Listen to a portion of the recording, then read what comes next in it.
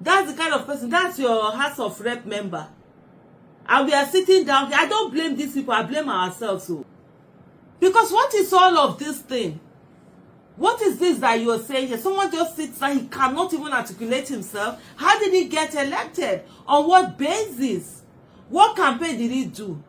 Then you not go and sit there and see there are people who actually campaign, who could have done better, but they refuse to put it in. We will not run, we will not organize ourselves, we will not come out and vote. We will see that, So guys, Nigerians have been reacting to this video of a House of Rep member who could not express himself very well in English during the session.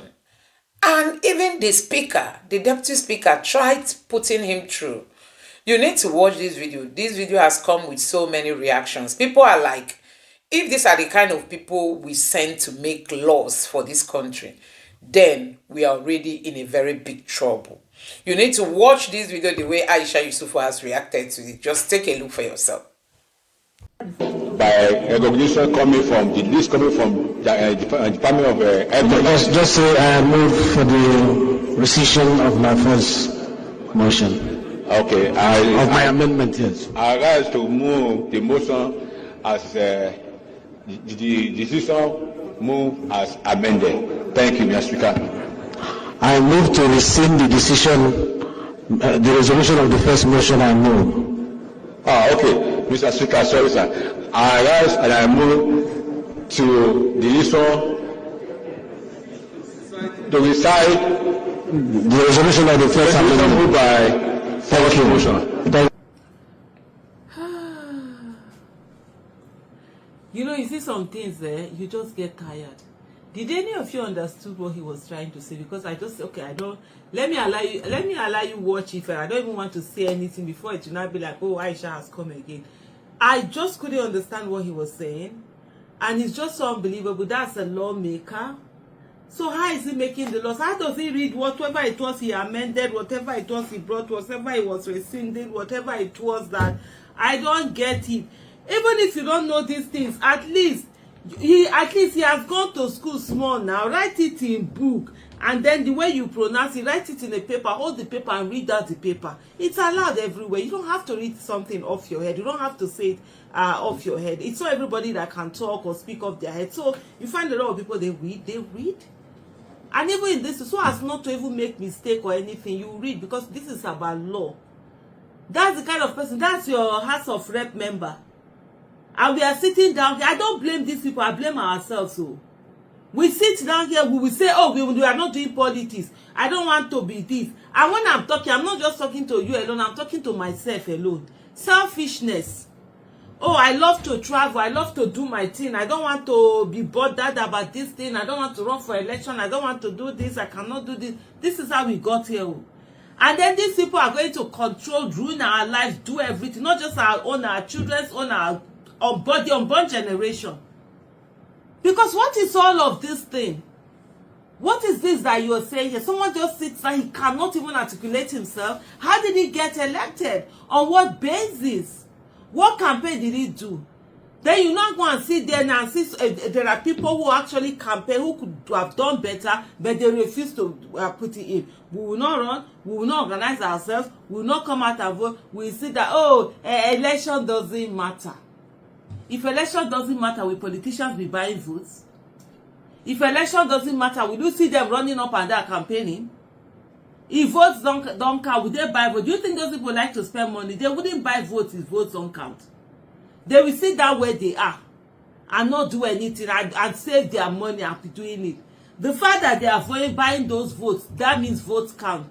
When they tell you that votes don't count, you stay away. They use it deliberately for you to stay away, so that the people that will come to the polling units are those ones that know that they're even ready to sell their votes. Those ones will go and walk in there to sell their votes, and they can easily buy it and buy it cheaply. Probably if you were there, some people will look at you and see you not selling their votes. They too, they will not sell their votes. We sit down, we'll be blaming people who are selling their votes. In what way did we encourage them not to sell their votes? In what way did we exemplify what it is not to sell their votes? Some of them are not, some of them are thinking, oh, that's the normal way. They give you money, they tell you that's how election is supposed to be. You don't assume, because the education that you have is not for you alone. It's for millions of others who were not opportune to be educated. So there are people who don't understand these things. There are people who are even educated. They don't know anything. They really don't know. Politically, they are not politically savvy. They're not politically literate. They are political illiterates. A lot of us are political illiterates. We just feel that, oh, we don't want to do election. We don't want to do this. Some people are even proud to say that they don't vote. They don't know that they are the most foolish of foolish human beings on this earth. Oh, I know, me, I don't take part in the election. It's even something of pride for them to say, oh, they are voting on your behalf. That's why they are using your hair, people, like whatever. Just imagine. And we keep on saying, we keep on sitting there and say that, oh, no, this, we are praying to God. They are telling you to go and fast for 100 days. Fast for 200 days. Pray, you pray the morning, pray the afternoon, pray. The people that are using the brain that God gave all of us, they are there progressing. They are here praying because we think we have the patent of prayers. Nigerians think that they are going to pray their way into good governance. We abdicate our responsibilities. God will not do for us what he has given us the capacity for us to do for ourselves. See the kind of person that we are putting as leader. You cannot be above the capacity of the people that are leading you. It is called law of the lead. It is their mental capacity. That's what we calc at. No matter how many professors we have, no matter how many achievers, no matter how many people we have that are doing so well in the world, they are leading this, they are leading, as long as they are not our leaders, our progress will be at the level of our leaders. If it's the level of those that have not finished secondary school, that's the level we'll be at. And you see us Nigerians everywhere we are. Individually, we are amazing, we are successful, we are achievers, we are setting goals, we are shattering glass ceilings and all of that. But collectively, Usai, collectively, you can't see anything because we've allowed ourselves to be ruled by people like this. Somebody in the comment section say, oh, they should be allowing people to speak in their language, they will translate it. And now that they are not allowing people to speak in their language, it is English that is being used. English that was used to teach all of us from primary school to all the way to university. There are people who already know how to speak the language. Why didn't they send them to the House of Representatives? Why are they not there? Why are we having someone that cannot even articulate what did they even put in the law? What did he write? How did they draft it? How did they get it drafted? What does he know was put in there? Or they'll just carry something and give him, and you just carry do and go and put it there. Yeah? We are sitting down here, we are feeling cool, we are doing all sorts of things. You will see Nigerians every time that Nigerians meet you. So sit down and talk about how bad Nigeria is, how Nigeria is this, how they are surviving. It's almost as if it's a thing of pride for Nigerians to say that they survive suffering. They know they give award for sufferhead. They know they give award at all for any sufferhead. It's almost a thing. But for us to come together and begin to work and put in the hard work, nothing good comes easy. Nothing good comes easy. You have to work for it. For us to put in the hard work, that's where the wahala is. Then you now see people come and start telling you that, oh, it is only God that will fix Nigeria. The same person that is telling you that it's only God that will fix Nigeria, give him 5 minutes later, he's coming to tell you that he's in need, you should borrow money, and you are looking at him and wondering, God that will fix Nigeria, you think you cannot fix your problem. Why are you carrying your problem to me?